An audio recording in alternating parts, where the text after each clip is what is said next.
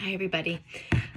Today I'm going to talk about how to really rest. And that is one thing that I've really struggled with on my journey to recover from what doesn't really have a diagnosis. Some doctors are telling me it's dorsal vagal collapse, chronic fatigue. But regardless of what you call it, I just don't have my energy and I'm not me. And learning how to rest properly has been one of the biggest challenges. So I wanted to share a few kind of tips that work for me. And I'd love for you to share if there's any tips that work for you in the comments, because this is an ongoing journey and the cat's breaking in. So let's get started. So the definition of rest that I really loved, I saw on a psychology blog, and I'm probably going to butcher the name when I quote this person, but it's Panthea Saidipur. And their definition was that rest is shifting from what's external to what's internal and making time and space for our inner selves, our mind, and our creativities. And I loved that because for me, I almost equated rest with sleep, and that's not the right definition because there are different kinds of rest. And it wasn't just that my body needed sleep. I needed mental breaks and lots of other things. So, and rest did not come automatically to me. It was something that I really had to work on, which I know for a lot of people, if you're not in my boat, you might not resonate with that. And you might think, well, of course I can rest. It's, you just sit down, you relax. But that didn't work for my brain. I had a strong drive for perfectionism. I had a strong drive to achieve. So rest felt really wasteful because I wasn't making, excuse me, I have a sip of my tea, good use of my time. So it was really hard for me to get comfortable with resting. And even when I did kind of sit down and take that break to actually make it feel restful, was a difficult challenge for me. So I've got 5 tips that I'm going to share with you guys. The first one is to practice acceptance. I had to learn that I can't control everything. And by me pushing a little bit longer and not resting didn't mean that all the problems were going to be solved. And I had to be okay that I couldn't do everything at once. So it's kind of like adopting a motto of maybe I didn't expect this to happen, but I can accept that I can't take care of this. So that's number 1, is just kind of accepting your limitations, accepting the challenges, accepting that you can't handle everything and you do need to take those breaks for yourself. The second one was to be intentional about your rest. So when I started trying to heal and get myself, initially my goal was to get myself back at work. That's all I cared about. I wanted to be back at work.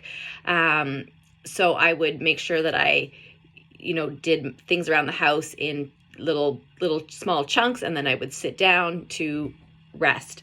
But I wasn't actually being intentional and focused when in my downtime that it was rest.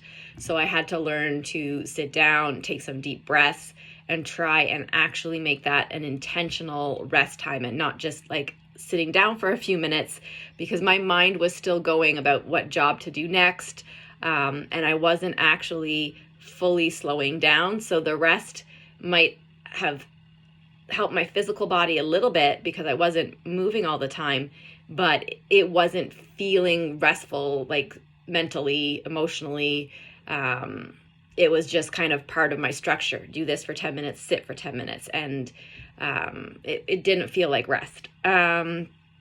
My third tip is, if you're having trouble getting into that, being present and actually resting, take in your surroundings. So I'll use an example. It's springtime here now, and I like to sit outside. We have a beautiful little porch swing.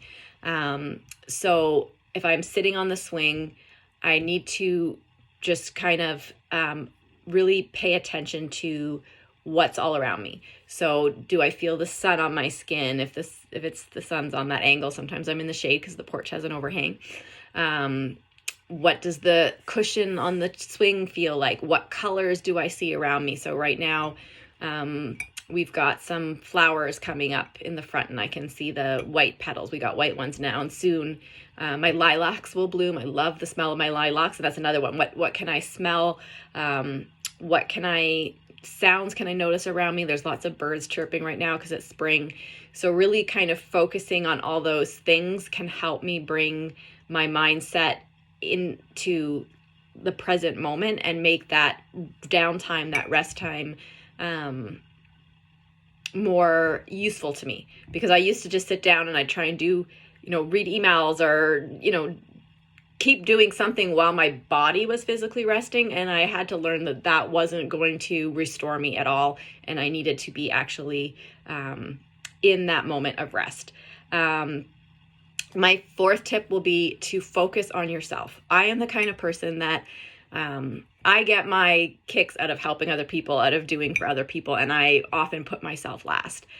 So when you're trying to create your rest time, focus on something that works for you. So, for example, something that doesn't work for me is cooking. I hate to cook. Thankfully, my husband loves it. So, cooking to relax would not be okay rest for me, but it would probably be for him. If he's feeling really overwhelmed, sometimes he will make a big complicated meal because it really centers him. But that wouldn't be something that works for me. Whereas, doing some yoga stretches might really work for him. It might work for me, but it might not resonate as much for him, although he's starting to kind of pick up on those things. So whatever helps you shift from what's ever going around externally to like your internal self, that could be a rest activity for you, even if it's not actually like lying down and having a nap. If it's letting you connect with yourself better, that could be a form of rest. And I guess that kind of brings me into my number 5. My number 5 was rethink the narrative. So what is your definition of rest? And what is your definition of success and what you need to do? So a lot of this is mindset. So if you're focused if you're tying your definition of a success up into if you're tying a narrow definition of success into your worth, your value, your identity, you're not going to be in the mindset to rest. So I really prioritized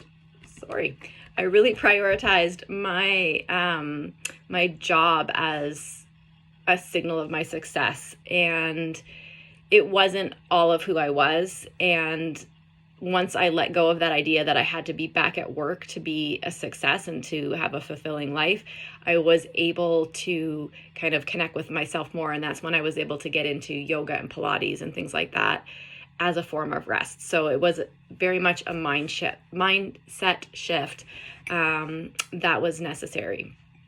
So I hope those tips resonate with some of you and help you out.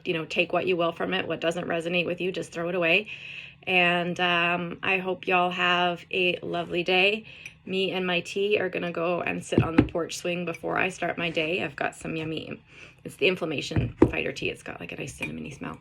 And I'm going to snuggle with that on the swing and just start my day that way. And I hope everyone has a lovely day. Cheers.